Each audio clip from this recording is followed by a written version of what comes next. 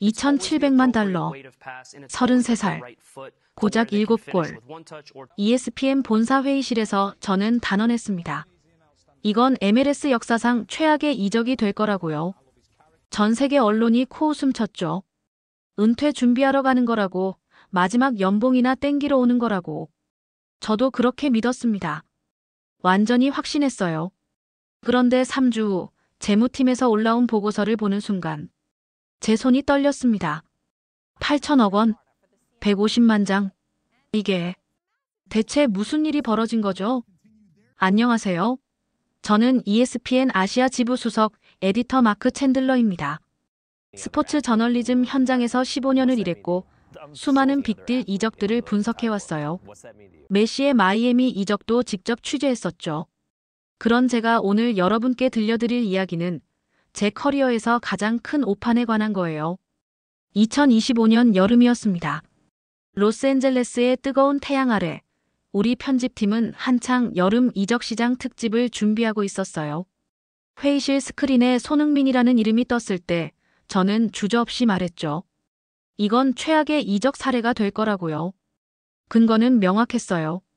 33살이라는 나이, 토트넘에서의 마지막 시즌 고작 7골, LAFC가 지불한 2,700만 달러라는 이적료. 숫자만 놓고 보면 도저히 납득할 수 없는 거래였거든요.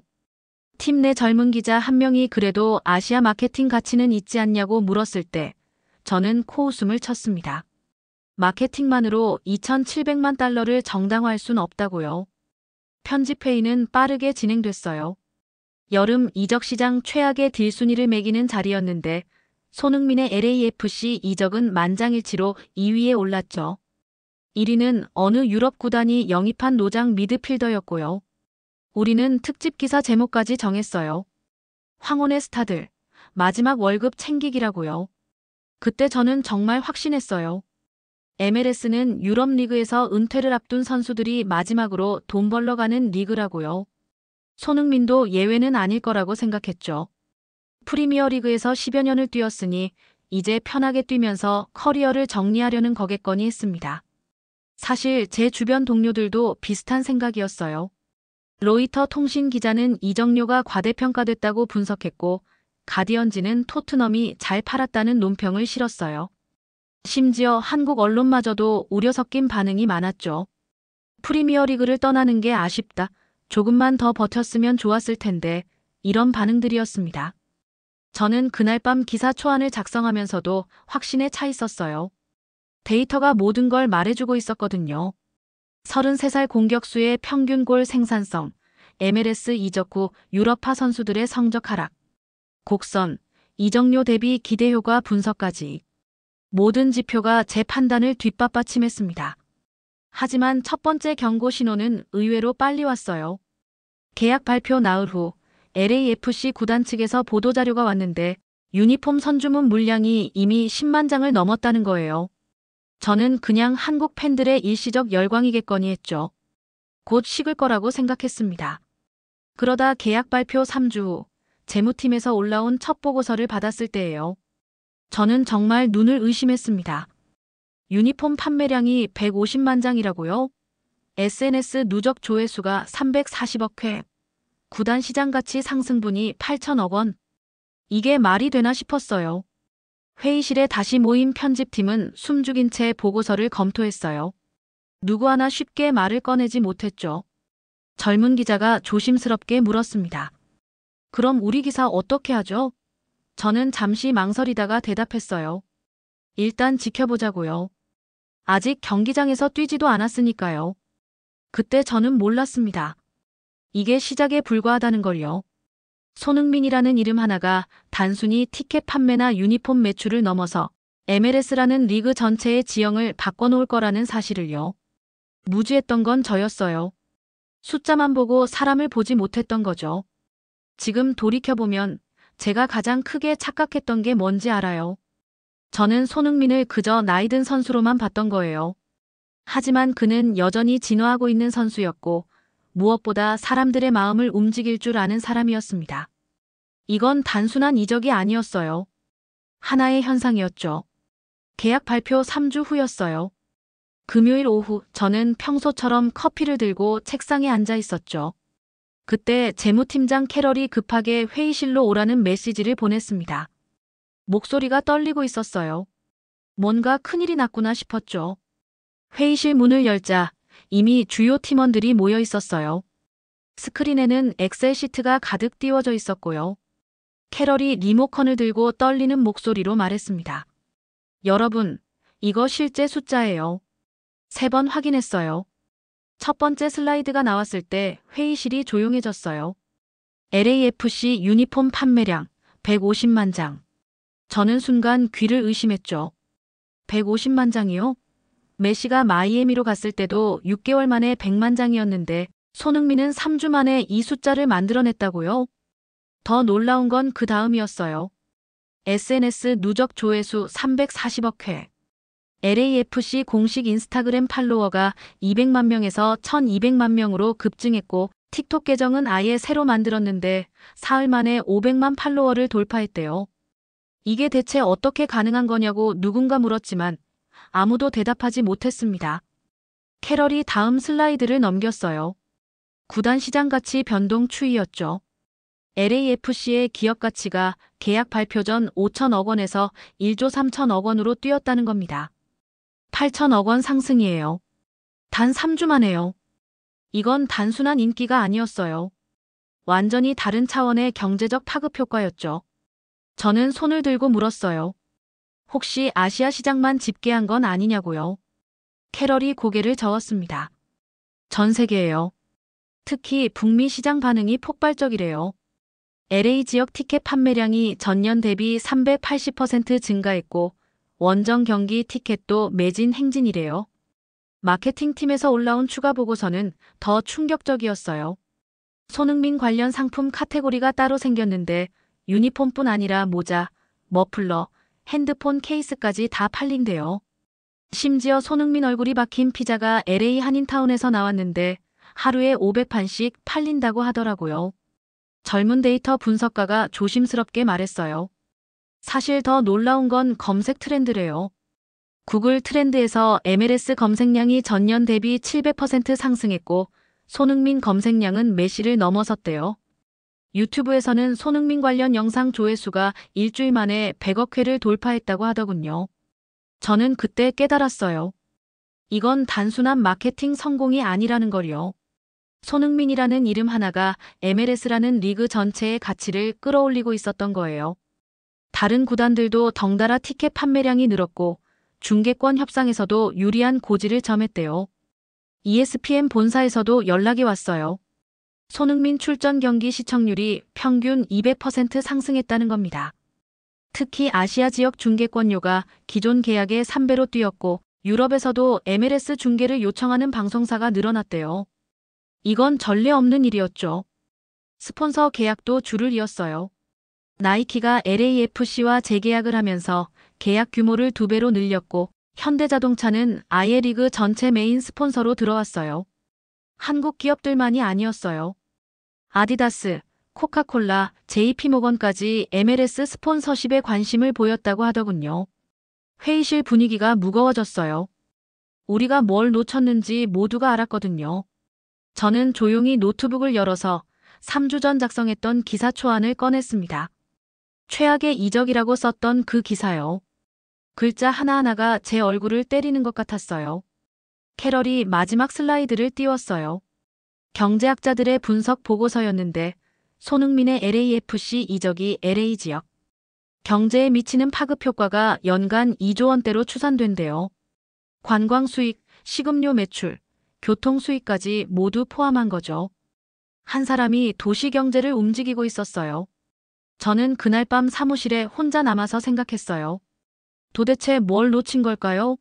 숫자는 다 맞았어요.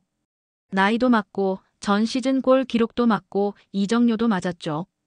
하지만 제가 계산하지 못한 게 있었어요. 바로 영향력이었습니다. 손흥민은 단순히 골을 넣는 선수가 아니었어요. 그는 하나의 브랜드였고 현상이었고 움직임 그 자체였죠. 프리미어리그에서 10여 년간 쌓아온 신뢰와 이미지, 겸손한 태도와 프로 정신, 이 모든 게 숫자로 환산할 수 없는 가치였던 겁니다. 다음 날 아침, 저는 편집회의를 소집했어요. 그리고 솔직하게 말했죠. 우리가 틀렸다고요. 최악의 이적이라는 판단은 완전히 잘못됐다고요. 이제 새로운 기사를 써야 한다고 말했습니다. 손흥민 효과에 관한 기사를요. 하지만 여전히 의문은 남아 있었어요. 이 모든 숫자가 진짜 실력으로 증명될 수 있을까요? 마케팅은 성공했지만 정작 경기장에서는 어떨까요? 33살의 몸으로 MLS를 지배할 수 있을까요? 저는 데뷔전을 손꼽아 기다렸습니다. 진짜 이야기는 그라운드 위에서 시작될 테니까요. 데뷔전 날이었어요. BMO 스타디움은 완전히 매진됐고 입장권 안표가 정가의 5배에 거래되고 있었죠. 저는 프레스석에 앉아서 손에 땀을 쥐고 있었습니다. 숫자는 이미 증명됐어요. 하지만 진짜 시험은 지금부터였죠. 경기 시작 전 워밍업을 지켜보는데 관중석 분위기가 심상치 않았어요. 3만 5천 명이 넘는 팬들이 손흥민 유니폼을 입고 있었고 한국어 응원 구호가 곳곳에서 터져 나왔습니다. 이건 LA가 아니라 서울 같았어요. 경기가 시작되자마자 알 수 있었어요. 이 사람은 달랐습니다. 첫 7분 만에 상대 수비수 2명을 제치고 페널티 박스 안으로 파고들었거든요. 수비수가 급하게 발을 걸었고 레퍼리의 호각이 울렸죠. 페널티킥이었어요. 손흥민은 직접 차지 않았어요. 공을 부안가에게 건넸죠. 신입이 첫 경기에서 공을 양보한 겁니다. 관중석이 술렁였지만 저는 그 순간 뭔가 느꼈어요. 이 사람은 골보다 중요한 걸 알고 있구나 싶었죠. 전반전 23분, 손흥민의 첫 어시스트가 나왔어요. 하프라인 근처에서 공을 잡더니 30m를 드리블로 돌파했습니다. 수비수 셋이 달라붙었는데도 공을 뺏기지 않았어요. 그리고 절묘한 타이밍에 측면으로 패스를 찔러 넣었죠. 크로스가 올라왔고 부안가가 헤딩골을 터뜨렸습니다. 프레스석에서 동료 기자가 중얼거렸어요. 저 움직임은 33살의 몸이 아니라고요. 저도 동의했죠. 프리미어리그에서 12년을 뛴 베테랑 맞나 싶을 정도로 민첩했거든요. 전반전이 끝나고 통계를 확인했어요. 손흥민의 터치 수 46회, 패스 성공률 92%, 드리블 성공 5번, 상대 진영 침투 11번. 이건 전성기 메시의 평균 스탯이었어요. 33살 선수가 낼 수 있는 기록이 아니었죠. 후반전 들어서 더 놀라운 일이 벌어졌어요. 54분, 페널티 박스 앞에서 프리킥 기회가 왔거든요. 손흥민이 공 앞에 섰고 스타디움 전체가 숨을 죽였습니다. 저는 무의식적으로 녹음 버튼을 눌렀어요. 공이 날아갔어요. 완벽한 궤적이었죠. 골키퍼가 손끝을 뻗었지만 닿지 않았습니다. 골망이 흔들렸고 스타디움이 폭발했어요. 저는 그 순간을 평생 잊지 못할 것 같았습니다. 이건 단순한 골이 아니었거든요. 모든 의심을 날려버리는 한 방이었죠. 68분, 추가골이 나왔어요. 측면에서 공을 받은 손흥민이 안쪽으로 파고들었습니다. 수비수 셋이 압박했지만 소용없었어요. 몸을 돌리며 슈팅 각도를 만들더니 오른발로 정확하게 때렸죠. 골키퍼 반대편 구석으로 공이 꽂혔습니다. 이 골 시점에서 해설자가 말했어요. 이건 전성기 메시가 바르셀로나에서 보여주던 플레이라고요. 그 말에 반박할 수 없었어요. 드리블, 슈팅, 패스, 시야 모든 게 완벽했거든요. 80분이 넘어가면서 상대팀 감독이 수비수를 한 명 더 투입했어요. 완전히 손흥민만 막으려는 전술이었죠. 하지만 소용없었습니다. 85분 손흥민이 해트트릭을 완성했거든요. 역습 상황이었어요. 중앙에서 공을 잡은 손흥민이 혼자 40m를 질주했습니다. 수비수 둘이 따라붙었지만 따라잡을 수 없었어요. 페널티 박스 안에서 골키퍼와 1대1 상황이 됐고 침착하게 골키퍼 다리 사이로 공을 밀어넣었죠. 경기가 끝났을 때 스코어는 5대1이었어요. 손흥민은 3골 2어시스트, 공격 포인트 넷을 기록했습니다. 데뷔전에서요. MLS 역사상 데뷔전 최고 기록이었죠. 경기 후 기자회견장은 발 디딜 틈이 없었어요. 전 세계에서 기자들이 몰려왔거든요. 손흥민이 들어오자 카메라 플래시가 터졌습니다. 그는 여전히 겸손했어요. 팀 동료들 덕분이라고 아직 적응 중이라고 말했죠. 누군가 물었어요. 33살인데 어떻게 이런 컨디션을 유지하냐고요. 손흥민이 웃으며 대답했습니다. 나이는 숫자일 뿐이라고, 중요한 건 마음가짐이라고요. 그 말이 묘하게 가슴에 와닿았어요. 프레스석으로 돌아와서 기사를 쓰는데 손이 떨렸어요. 뭐라고 써야 할지 막막했거든요. 최악의 이적이라고 했던 제가 이제 역대급 영입이라고 써야 하는 상황이었죠. 다음 경기도 비슷했어요. 2골 1어시스트. 그 다음 경기는 1골 3어시스트. 연속 5경기 동안 공격 포인트를 기록했습니다. MLS 신기록이었어요. 해설자들이 말했죠. 이건 계산된 게 아니라 본능이라고요. 특히 인상적이었던 건 시애틀전이었어요. 영하 2도에서 열린 원정 경기였는데 손흥민이 전반전에만 2골을 넣었거든요.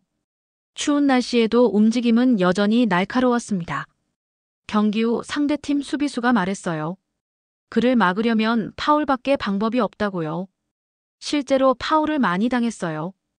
경기당 평균 7번이었죠. 그런데도 불평하지 않았습니다. 일어나서 털고 다시 뛰었어요. 그 모습이 팬들 마음을 더 사로잡았죠.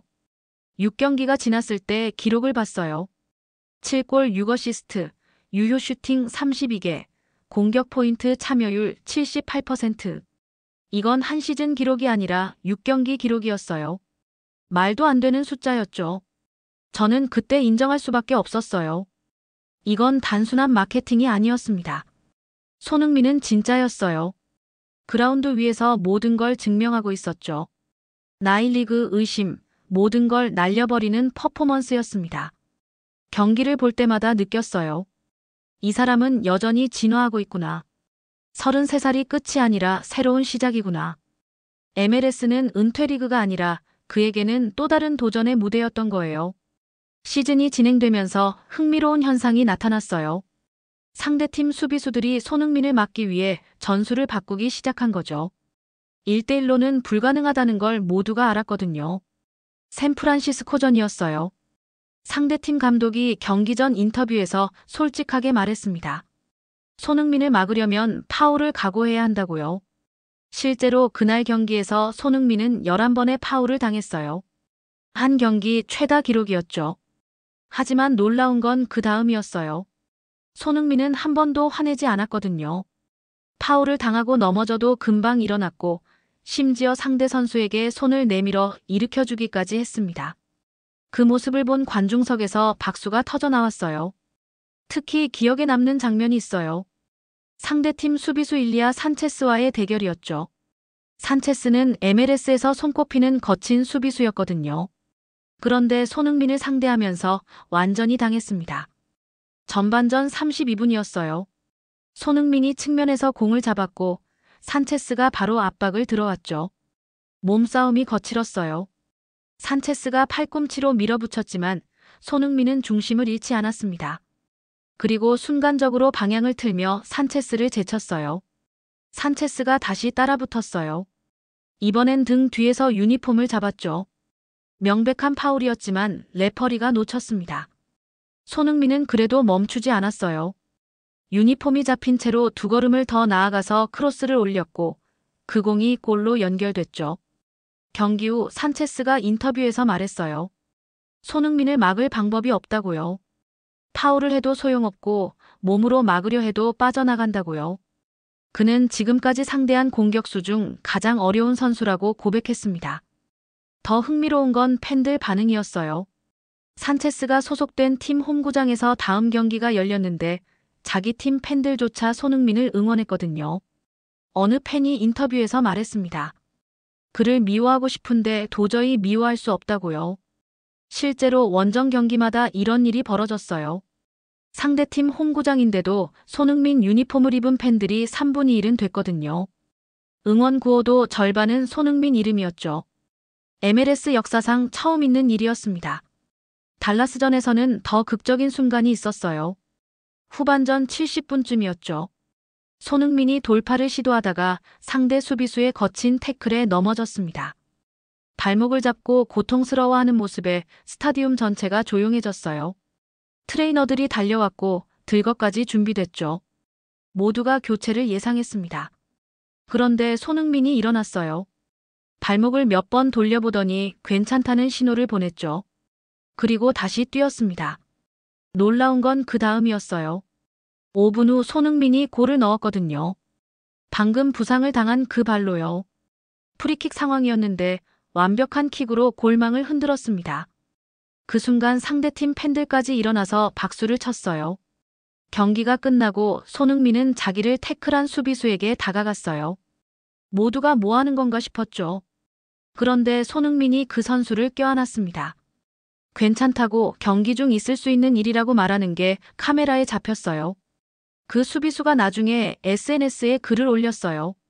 손흥민이 진짜 프로라고, 자기가 평생 존경할 선수라고 썼죠. 그 글이 300만 좋아요를 받았습니다. 댓글에는 이런 내용이 많았어요. 실력도 실력이지만 인성이 진짜 대단하다고요. 애틀랜타전에서는 또 다른 모습을 봤어요. 상대팀 젊은 수비수가 손흥민을 막다가 실수로 손흥민 얼굴을 쳤거든요. 레드카드가 나올 수도 있는 상황이었죠. 손흥민이 바로 레퍼리에게 달려가서 설명했습니다.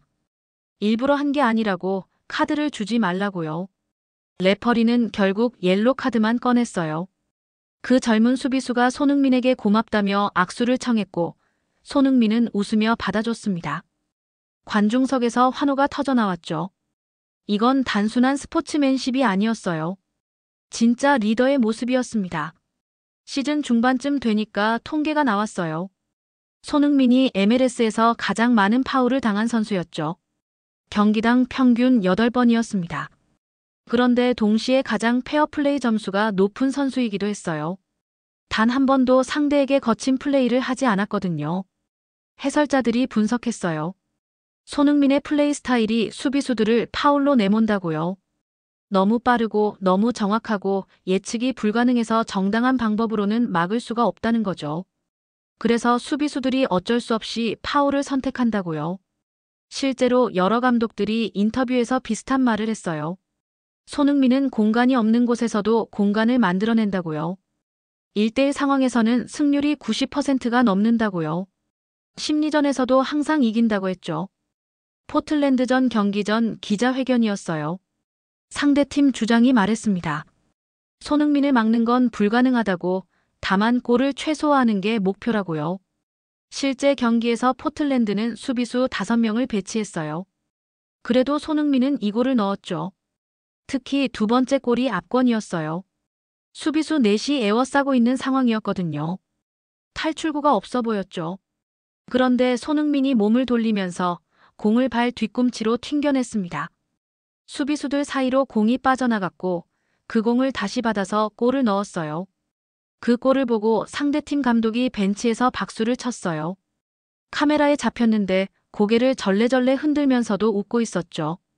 경기 후 말했습니다. 저런 플레이를 당하면 기분이 나쁜 게 아니라 오히려 감탄하게 된다고요. 시즌이 진행될수록 손흥민에 대한 평가가 바뀌었어요.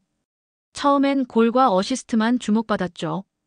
그런데 이제는 그의 태도, 리더십, 인성까지 화제가 됐습니다. 경기를 지배하는 건 기술이지만 사람들 마음을 사로잡는 건 인간미였어요. 어느 칼럼니스트가 썼어요. 손흥민은 축구를 하는 게 아니라 예술을 한다고요. 그의 플레이를 막으려는 시도조차 아름답게 만든다고요. 과장 같았지만 경기를 보면 공감이 갔습니다. 그는 정말 달랐어요. LAFC에는 거대한 그림자가 있었어요. 카를로스 벨라였죠. 이 팀의 전설이자 정신적 지주였던 그가 떠난 지 1년이 넘었지만 여전히 그 빈자리는 컸습니다. 팀은 흔들리고 있었고 리더가 필요했어요. 시즌 초반 훈련장을 처음 취재했을 때 느꼈어요. 팀 분위기가 이상하다는 걸요. 선수들끼리 눈을 잘 안 맞추더라고요. 패스 연습할 때도 호흡이 안 맞았고 전술 훈련에서도 의사소통이 부족했습니다. 뭔가 중심이 없는 팀 같았어요. 감독 스티브 체런돌로도 고민이 많았죠. 기자회견 때마다 말했습니다. 팀의 목소리를 낼 선수가 필요하다고요. 전술을 이해하고 동료들을 이끌 리더가 간절하다고요. 그때만 해도 손흥민이 그 역할을 할 거라곤 생각 못했어요. 손흥민이 합류한 첫날이었어요.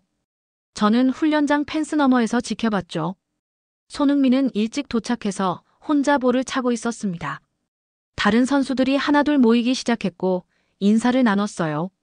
그런데 뭔가 달랐어요. 손흥민이 먼저 다가가서 악수를 청했거든요. 한 명 한 명 눈을 맞추며 이름을 물었고 어떤 포지션인지 관심 있게 물어봤습니다. 특히 젊은 선수들에게 더 많은 시간을 할애했어요. 신입이 맞나 싶을 정도로 자연스러웠죠. 훈련이 시작됐어요. 전술 훈련 중이었는데 어린 미드필더 한 명이 포지션을 잘못 잡았습니다. 감독이 지적하려는 순간 손흥민이 먼저 다가갔어요. 조용히 설명해 주더라고요. 여기가 아니라 조금 더 왼쪽이라고, 그래야 공간이 생긴다고요. 그 미드필더가 고개를 끄덕이며 위치를 바꿨어요. 다음 플레이가 훨씬 부드러워졌죠. 감독이 만족스러운 표정으로 고개를 끄덕였습니다. 저는 그때 알았어요. 손흥민은 단순히 잘하는 선수가 아니라 팀을 이끌 줄 아는 선수구나. 2주 정도 지났을까요? 훈련장 분위기가 확 달라졌어요. 선수들끼리 대화가 많아졌고 웃음소리가 늘었습니다. 훈련 강도도 높아졌는데 불평하는 선수가 없었어요. 오히려 더 열심히 뛰었죠. 이유를 알게 된 건 어느 날 이른 아침이었어요. 취재차 훈련장에 일찍 갔는데 이미 손흥민이 와 있었거든요. 혼자가 아니었어요. 젊은 선수 서너시 함께 있었습니다. 개인 훈련을 도와주고 있었어요. 슈팅 연습이었어요. 손흥민이 직접 시범을 보여주며 설명했습니다. 발목 각도, 무게중심 이동, 타이밍까지 세세하게 알려줬어요. 젊은 선수들이 따라하면 하나하나 피드백을 줬죠. 이게 정규 훈련 전 자발적으로 하는 거였어요. 첫 경기가 끝나고 라커룸 취재가 허용됐어요. 손흥민이 한가운데 앉아 있었는데 주변에 선수들이 모여 있었습니다. 경기 내용을 복기하고 있었어요. 어디서 기회를 놓쳤는지, 다음엔 어떻게 해야 할지 이야기하고 있었죠. 부안가가 말했어요. 형, 그때 제가 너무 앞으로 나간 것 같아요. 손흥민이 웃으며 대답했습니다. 아니야, 그 움직임은 좋았어. 다만 내가 패스를 조금 더 일찍 줬어야 했어. 다음엔 내가 더 빨리 줄게. 책임을 자기가 지는 모습이었어요. 3경기째쯤이었나요? 경기 중 인상적인 장면이 있었어요. 후반전 60분쯤 지났을 때였죠. LAFC가 1대1로 지고 있었습니다. 선수들 표정이 어두웠어요. 분위기가 가라앉고 있었죠. 그때 손흥민이 움직였어요. 타임아웃도 아닌데 선수들을 모았습니다. 원을 그리며 모여서 뭔가 이야기하더라고요. 10초 정도 됐을까요? 그리고 다시 흩어졌는데 선수들 표정이 달라져 있었어요. 그 다음 15분이 놀라웠어요. LAFC가 완전히 다른 팀처럼 뛰었거든요. 압박도 강해지고 패스도 정확해졌습니다. 그리고 75분, 손흥민의 어시스트로 동점골이 나왔어요. 82분엔 역전골까지 터졌죠. 경기 후 부안가에게 물었어요. 그때 뭐라고 했냐고요? 부안가가 웃으며 말했습니다. 형이 그랬대요. 우리는 할 수 있다고, 벨라 형님이 우릴 지켜보고 계신다고, 멋있는 모습 보여드리자고요. 그 말에 다들 힘이 났다고 하더라고요. 훈련장 취재를 계속하면서 더 많은 걸 봤어요. 손흥민은 항상 제일 먼저 와서 제일 늦게 떠났습니다. 훈련 끝나고도 남아서 프리킥 연습을 했고 체력 관리도 철저했어요. 말로만 리더가 아니라 행동으로 보여주는 리더였죠. 어느 날은 이런 일도 있었어요. 신인 수비수가 실수로 실점을 허용한 경기였죠.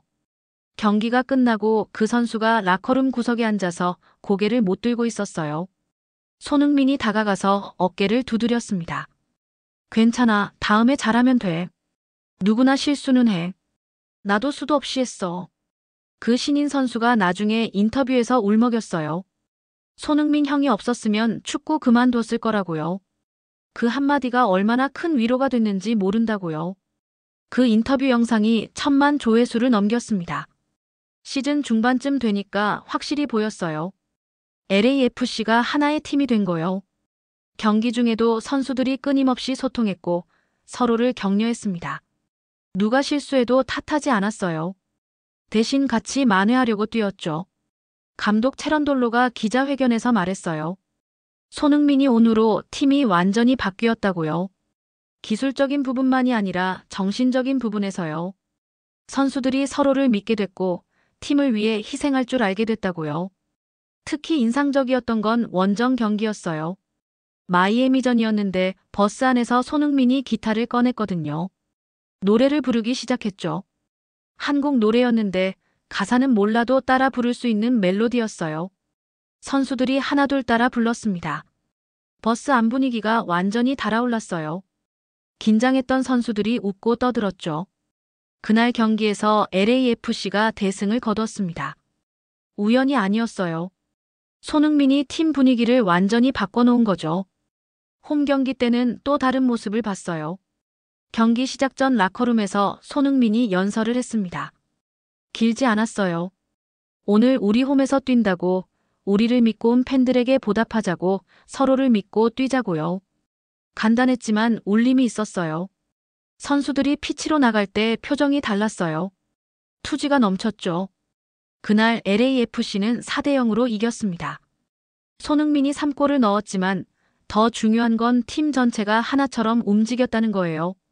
시즌 후반 인터뷰에서 한 베테랑 선수가 말했어요. 벨라가 떠나고 1년 넘게 우리는 길을 잃었다고요. 그런데 손흥민이 와서 다시 길을 찾았다고요. 그는 단순히 잘하는 선수가 아니라 우리의 나침반이라고 했습니다.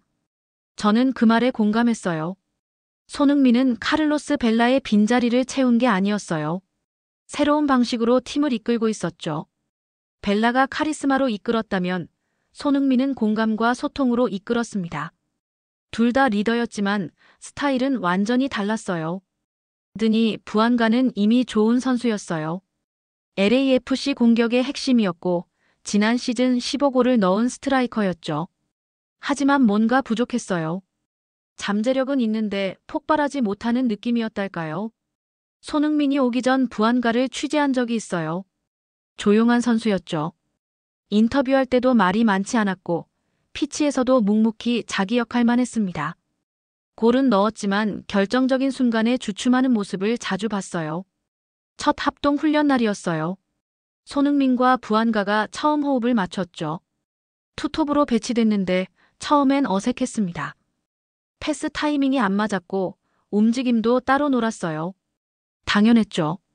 처음 호흡을 맞추는 거니까요.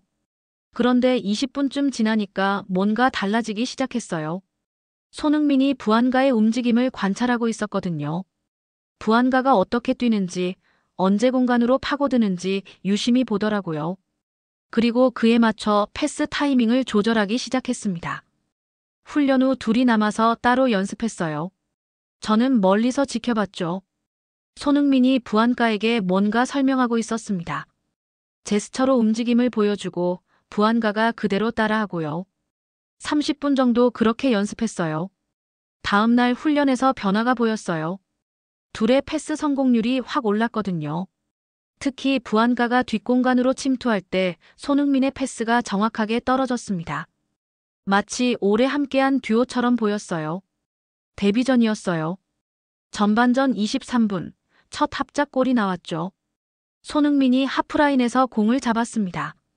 부안가가 수비수 뒤 공간으로 뛰기 시작했어요. 손흥민은 보지도 않고 패스를 찔러 넣었습니다. 완벽한 타이밍이었죠. 부안가가 공을 받아 크로스를 올렸고 골이 터졌어요. 부안가가 어시스트를 기록한 거죠. 골 세레모니 때 부안가가 손흥민에게 달려가서 껴안았습니다. 둘 다 웃고 있었어요. 뭔가 통한다는 표정이었죠. 그 경기에서 둘은 3번의 합작 찬스를 만들었어요. 모두 득점으로 연결되진 않았지만 호흡이 점점 좋아지는 게 눈에 보였습니다. 경기 후 감독이 말했어요. 저 둘의 케미스트리가 기대된다고요. 2주 후 두 번째 경기였어요. 이번엔 부안가가 골을 넣었습니다. 손흥민의 어시스트였죠. 측면에서 드리블로 돌파한 손흥민이 땅볼 크로스를 올렸고 부안가가 정확하게 슈팅했어요. 골키퍼가 손도 못 댔습니다. 놀라운 건 그 패스였어요. 수비수 2명 사이 아주 좁은 공간으로 공이 통과했거든요. 부안가만 받을 수 있는 절묘한 위치였죠. 해설자가 말했어요. 저건 눈 감고도 찰 수 있는 패스라고, 완전히 신뢰하지 않으면 불가능한 플레이라고요. 3경기째에는 역으로 부안가가 손흥민을 도왔어요. 손흥민이 골을 넣었는데 부안가가 수비수 둘을 끌고 가서 공간을 만들어줬거든요. 손흥민이 그 공간으로 파고들어 골을 넣었죠. 골 세레모니 때 손흥민이 부안가를 가리키며 고맙다는 제스처를 했어요. 4경기째 뭔가 특별한 일이 벌어졌어요. 후반전 60분쯤이었죠. 손흥민이 측면에서 공을 잡았습니다. 부안가가 페널티 박스 안으로 뛰어들고 있었어요. 둘 다 상대를 보지 않았습니다. 그런데 패스가 정확하게 연결됐어요. 부안가가 헤딩슛을 때렸고 골이 터졌습니다. 관중석이 폭발했죠. 놀라운 건 리플레이 화면이었어요. 손흥민이 크로스를 올릴 때 부안가를 보지 않았거든요. 부안가도 손흥민을 보지 않고 뛰었고요. 그런데 공이 정확히 만났습니다. 해설자가 흥분해서 말했어요. 이건 텔레파시라고, 계산된 게 아니라 본능이라고요. 둘이 서로의 움직임을 완벽하게 이해하고 있다고요. 저도 소름이 돋았어요. 정말 눈빛만 봐도 아는 사이 같았거든요. 시즌 전반기가 끝날 때쯤 통계가 나왔어요. 손흥민과 부안가의 합작골이 13개였습니다. 합작 어시스트까지 합치면 22개였죠. MLS 역대 최고 기록이었어요. 한 시즌도 안 끝났는데 기록을 경신한 거예요. 더 놀라운 건 성공률이었어요. 손흥민이 부안가에게 준 패스 성공률이 96%였거든요. 공격 지역에서 이 정도 성공률은 말도 안 되는 수치였죠. 부안가가 손흥민에게 준 패스도 94%였어요. 전술 분석가들이 놀라워했어요. 둘의 평균 거리가 15m 이내라는 겁니다. 항상 가까운 거리에서 호흡을 맞춘다는 거죠. 그런데 신기한 건 수비수들이 둘을 동시에 막을 수 없다는 거였어요. 한 명을 막으면 다른 한 명이 살아났거든요. 중간 인터뷰에서 부안가에게 물었어요. 손흥민과 뛰는 게 어떠냐고요? 부안가가 웃으며 대답했습니다. 마법 같다고요. 형이 어디 있는지 안 봐도 알 수 있대요. 그냥 느껴진다고요. 이런 경험은 처음이라고 했어요. 손흥민도 비슷하게 말했어요. 부안가의 움직임이 예측 가능하다고요. 나쁜 의미가 아니라 신뢰할 수 있다는 의미래요. 언제 어디로 뛸지 알 수 있으니까 패스가 편하다고 했습니다. 서로를 완전히 신뢰하고 있었어요. 시즌 후반 들어서 더 놀라운 일이 벌어졌어요. 부안가의 개인 기량이 폭발적으로 좋아진 거예요. 드리블 성공률이 올랐고 슈팅 정확도도 높아졌습니다. 1대1 돌파도 자신감 있게 시도했어요. 감독이 분석했어요. 손흥민과 뛰면서 부안가가 배우고 있대요. 움직임, 타이밍, 공간 활용, 이런 걸 매 경기 옆에서 보면서 체득하고 있다는 거죠. 손흥민이 부안가의 스승이자 파트너가 된 거예요. 실제로 훈련장에서도 그랬어요. 손흥민이 부안가에게 계속 조언을 해줬거든요. 슈팅 자세, 볼 컨트롤, 오프 더 볼 무브먼트까지요. 부안가는 스펀지처럼 흡수했습니다. 그리고 경기에서 바로 적용했어요. 올스타전 투표에서 둘 다 선발됐어요. 손흥민이 1위, 부안가가 5위였죠. 부안가는 전년도 투표에서 20위권 밖이었거든요. 1년 만에 올스타 선발까지 올라온 겁니다. 손흥민 효과가 분명했어요. 경기장에서도 팬들이 둘을 하나로 봤어요. 손흥민 유니폼 입은 팬 옆에 부안가 유니폼 입은 팬이 있었고 둘 이름을 함께 외치는 응원가도 생겼습니다. 손부 콤비라는 별명도 붙었어요. 한 전술 분석 유튜버가 영상을 올렸어요. 손흥민과 부안가의 움직임을 프레임 단위로 분석한 거였죠. 놀라운 건 둘의 움직임이 완벽하게 동기화돼 있다는 거였어요. 한 명이 멈추면 다른 한 명이 움직이고 한 명이 뛰면 다른 한 명이 공간을 만들었어요. 그 영상이 500만 조회수를 넘겼습니다. 댓글에는 이런 내용이 많았어요. 이게 진짜 케미스트리다. 계산으로 만들 수 없는 조합이다. 둘은 운명적으로 만난 듀오다. 과장 같았지만 틀린 말도 아니었어요. LA 한인타운은 손흥민이 오기 전부터 활기찬 곳이었어요. 하지만 그가 온 후로는 완전히 달라졌습니다. 처음 변화를 느낀 건 경기 있는 날이었어요. 거리 전체가 축제 분위기로 바뀌었거든요. 올림픽대로와 버몬트 애비뉴 교차로에 거대한 손흥민 벽화가 생겼어요. 높이가 15m는 됐을 거예요. LAFC 유니폼 입고 골 세레모니 하는 모습이었죠. 지역 예술가들이 자발적으로 그린 거래요. 일주일 만에 완성됐습니다. 그 벽화 앞이 명소가 됐어요. 매일 수백 명이 와서 사진을 찍었거든요. 한국 관광객만이 아니었어요. 백인, 흑인, 히스패닉 할 것 없이 다 왔습니다. 주말엔 줄을 서서 기다려야 했어요. 인스타그램에 해시태그가 20만 개 넘게 달렸죠. 한인타운 상인회 회장을 인터뷰했어요. 말이 많았죠. 경기 있는 날엔 매출이 평소의 3배라고 했어요. 식당은 예약이 꽉 차고 옷가게는 유니폼이 동나고 베이커리는 손흥민 얼굴 케이크가 날개 돋친 듯 팔린대요. 특히 한 식당이 유명해졌어요. 손흥민 정식이라는 메뉴를 만들었거든요. 손흥민이 좋아한다는 음식들로 구성했대요. 불고기, 잡채, 김치찌개, 그리고 손흥민 얼굴이 그려진 쌀이 나왔죠. 하루에 200인분씩 팔렸어요. 그 식당 주인 김영수 씨를 만났어요. 60대 초반의 이민자였죠. 그분이 눈물을 글썽이며 말했습니다. 30년 LA에서 살았는데 이렇게 한국 사람이라는 게 자랑스러운 적은 처음이래요. 손흥민이 자기 딸에게 꿈을 줬다고 했어요. 김 씨 딸은 고등학생이었어요. 축구를 한대요. 손흥민을 보고 프로 선수를 꿈꾸게 됐다고 했습니다. 전에는 아시아 선수가 성공하는 게 불가능하다고 생각했대요.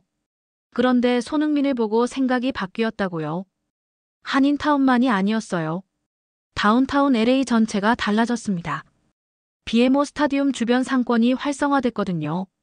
경기 없는 날에도 관광객들이 와서 구경했어요. 스타디움 투어가 매일 매진됐습니다. 지역 경제학자가 보고서를 냈어요. 손흥민 효과로 LA 지역 경제가 연간 2조 원 규모의 수익을 올릴 거래요. 관광, 숙박, 식음료, 교통, 소매업까지 전부 포함한 거죠. 한 사람이 도시 경제를 움직이고 있었어요. LA 시장이 직접 나섰어요. 손흥민에게 명예 시민증을 수여하겠다고 발표했죠. 시의회가 만장일치로 통과시켰습니다. 시장이 기자회견에서 말했어요. 손흥민은 단순한 축구 선수가 아니라 LA의 문화대사라고요. 명예 시민증 수여식이 열렸어요. 시청 앞 광장에 2만 명이 모였습니다. 손흥민이 무대에 오르자 환호가 터져나왔죠. 그는 간단하게 인사했어요. LA를 사랑하게 됐다고, 이곳 사람들이 자기를 가족처럼 대해줘서 감사하다고요. 그날 광장에 있던 한 노인을 인터뷰했어요. 멕시코계 이민자였는데 70대였죠. 영어도 서툴렀어요. 그분이 말했습니다. 축구는 잘 모르지만 이 사람은 응원하고 싶다고요. 겸손하고 착한 게 보인다고요. 그 말이 인상적이었어요. 손흥민은 한국인만의 영웅이 아니었거든요. 모든 이민자의 롤모델이 된 거예요. 미국에서 성공한 아시아인의 상징이 됐죠. 어린 아시아계 아이들이 손흥민 유니폼을 입고 학교에 갔어요. 지역 커뮤니티 센터에서 축구 클리닉이 열렸어요. 아시아계 아이들을 위한 무료 프로그램이었죠. 신청자가 너무 많아서 대기자가 300명이 넘었습니다. 코치가 말했어요. 손흥민 때문에 아이들이 축구에 관심을 갖게 됐다고요. 학교에서도 변화가 있었어요. LA 지역 학교들이 한국어 수업을 늘렸대요. 학생들이 손흥민 인터뷰를 알아듣고 싶어 한다는 거죠. 한국 문화 동아리도 급증했습니다. K-팝만이 아니라 K-스포츠도 인기를 끌게 된 거예요. UCLA에서 특강이 열렸어요. 주제가 손흥민 효과와 문화경제학이었죠. 강의실이 꽉 찼습니다. 교수가 설명했어요. 손흥민은 단순히 경제적 가치만 만든 게 아니라 문화적 다리를 놓았다고요. 실제로 그랬어요. 한국과 미국 사이에 새로운 연결고리가 생긴 거죠. 한국 기업들이 LA에 투자를 늘렸고 문화 교류 프로그램이 많아졌습니다. LA 필하모닉이 한국 작곡가 작품을 연주했고 LA 카운티 미술관에서 한국 현대미술 전시가 열렸어요. 지역 도서관에서도 변화가 있었어요. 한국 관련 책 대출이 300% 늘었대요. 한국 요리책, 한국 역사책, 한국 소설까지요. 사서가 놀라워했습니다. 이렇게 한국에 관심을 갖는 사람이 많은 줄 몰랐대요. 거리 분위기도 달라졌어요. 한국어 간판이 늘었고 태극기를 다는 가게도 많아졌습니다. 경기 있는 날이면 거리 곳곳에서 응원 구호가 들렸어요. 한국어로요.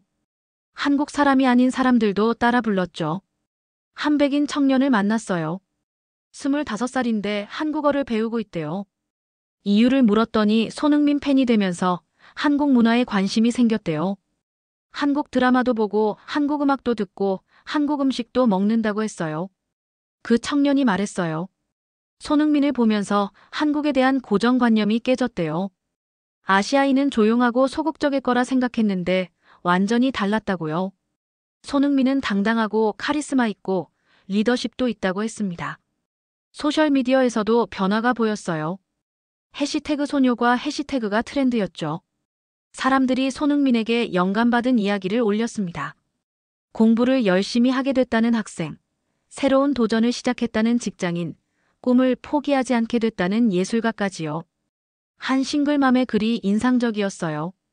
아들이 학교에서 인종차별을 당했는데 손흥민을 보고 자신감을 되찾았대요. 아시아인이라는 게 부끄러운 게 아니라 자랑스러운 거라는 걸 깨달았다고요. 그 글이 10만 개 좋아요를 받았어요. LA 한인회에서 행사를 열었어요. 손흥민 감사의 밤이라는 이름이었죠. 1000명 넘는 한인들이 모였습니다. 1세부터 3세까지 다 있었어요. 한인회장이 말했어요. 손흥민이 LA 한인사회에 자긍심을 심어줬다고요. 행사에 온 한 할머니와 이야기했어요. 80 되셨는데 60년대에 이민 오셨대요. 평생 차별받으며 살았다고 했습니다. 그런데 손흥민 덕분에 당당해졌대요. 한국 사람이라고 말하는 게 이제 자랑스럽다고 하셨어요. 그 말을 듣고 깨달았어요. 손흥민이 바꾼 건 단순히 축구팀이나 경제만이 아니었어요. 사람들의 마음을 바꿨죠. 정체성에 대한 자부심을 심어줬고 꿈을 꿀 용기를 줬습니다. 이게 진짜 손흥민 효과였어요. MLS 사무국도 주목했어요. 리그 전체 시청률이 올랐거든요. 손흥민 경기는 평균 200만 명이 봤고 다른 경기들도 덩달아 시청률이 올랐습니다. 광고 수익도 급증했어요. MLS가 메이저 리그 반열에 올라선 거죠. 커미셔너가 발표했어요. 손흥민 덕분에 MLS가 세계적인 리그로 성장하는 전환점을 맞았다고요. 이제 유럽 선수들도 MLS를 진지하게 고려한다고 했습니다. 은퇴 리그가 아니라 도전할 만한 리그가 된 거예요. 시즌이 끝나갈 무렵이었어요. 저는 사무실에 앉아서 지난 몇 달을 정리하고 있었습니다. 화면에는 숫자들이 가득했죠. 8천억 원, 150만 장, 9골, 6어시스트. 놀라운 숫자들이었어요. 하지만 이상했어요. 숫자를 보면 볼수록 뭔가 놓치고 있다는 느낌이 들었거든요. 이 모든 숫자가 말하려는 게 뭘까요? 단순히 성공적인 이적이었다는 것만은 아닐 것 같았습니다. 그날 밤 혼자 마지막 홈 경기를 다시 봤어요. 손흥민의 은퇴 경기는 아니었지만 시즌 마지막 홈 경기였죠. 스타디움에 3만 5천 명이 꽉 찼습니다. 모두가 손흥민 유니폼을 입고 있었어요. 경기 시작 전이었어요.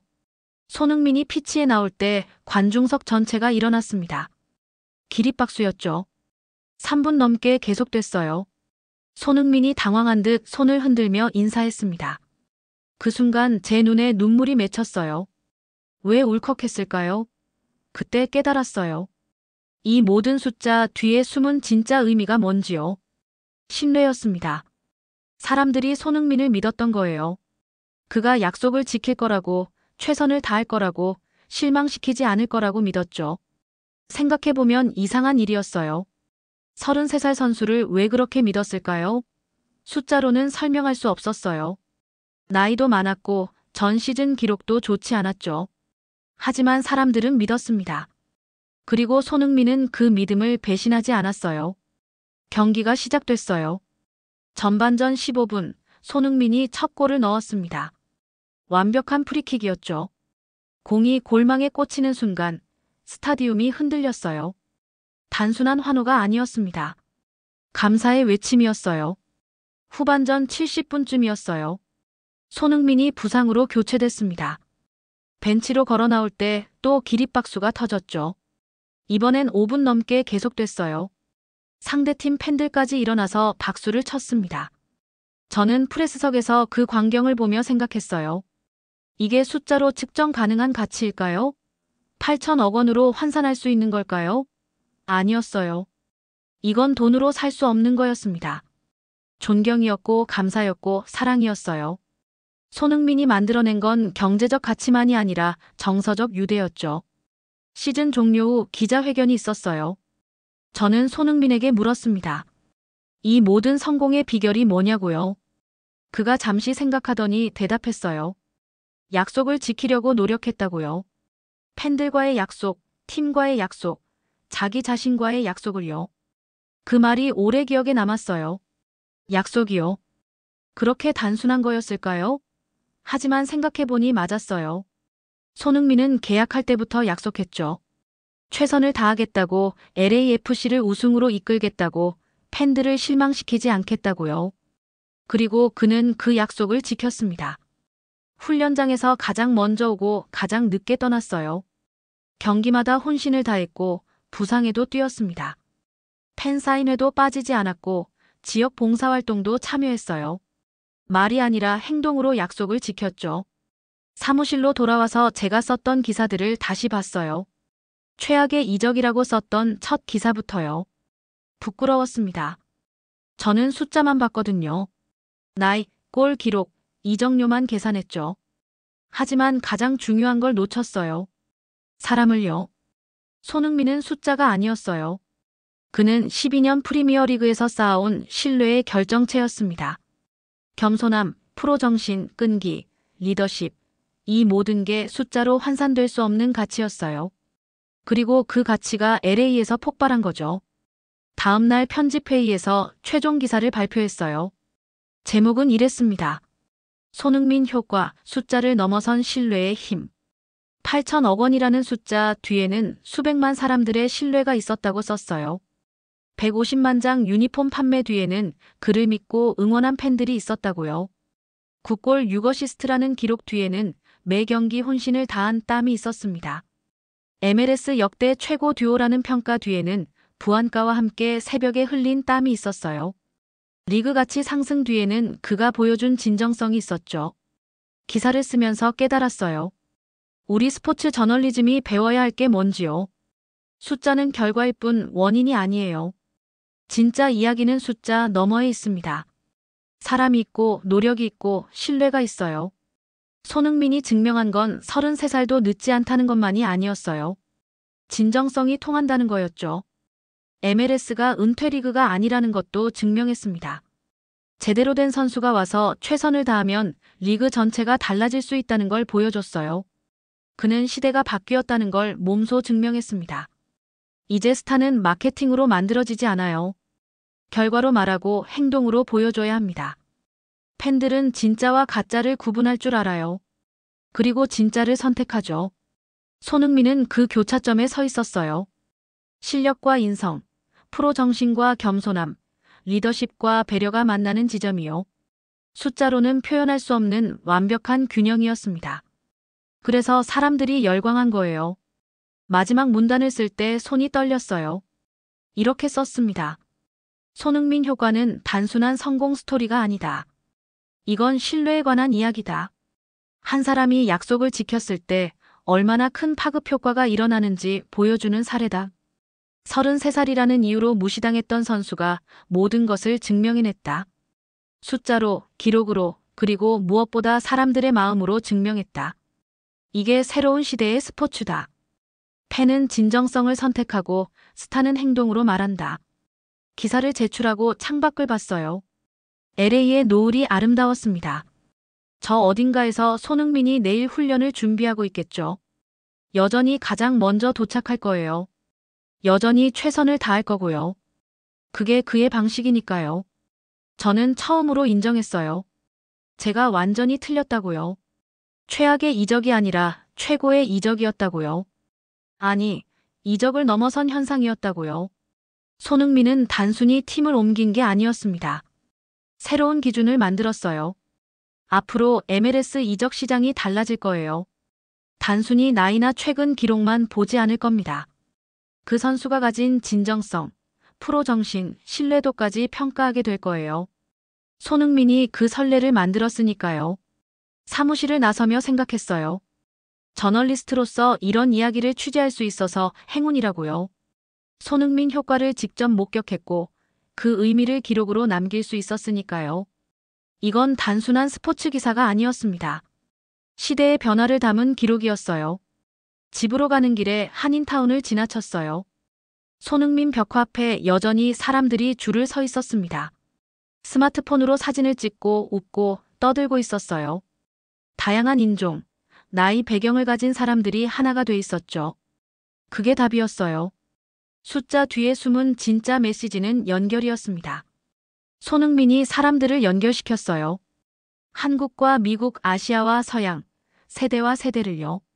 축구라는 언어로, 진정성이라는 다리로요. 차를 세우고 잠시 벽화를 봤어요. 골 세레모니 하는 손흥민의 표정이 행복해 보였습니다. 그리고 그 앞에서 웃고 있는 사람들도 행복해 보였어요. 이게 스포츠의 진짜 의미구나 싶었습니다. 승패를 넘어선 연결과 감동이요. 이야기는 여기서 끝이지만 손흥민 효과는 계속될 거예요. 그가 은퇴한 후에도 LA를 떠난 후에도 사람들은 기억할 겁니다. 33살에 와서 모든 걸 바꿔놓은 그 선수를요. 숫자가 아니라 신뢰로 증명한 레전드를요. 여러분 오늘 영상 어떠셨나요? 여러분의 소중한 의견은 남겨주세요. 바쁘시더라도 구독과 좋아요 부탁드립니다. 시청해주셔서 감사합니다. 앞으로도 더욱 노력하여 유익하고 재밌는 콘텐츠로 찾아오겠습니다. 항상 건강하시고요. 지금까지 감동세상이었습니다. 감사합니다.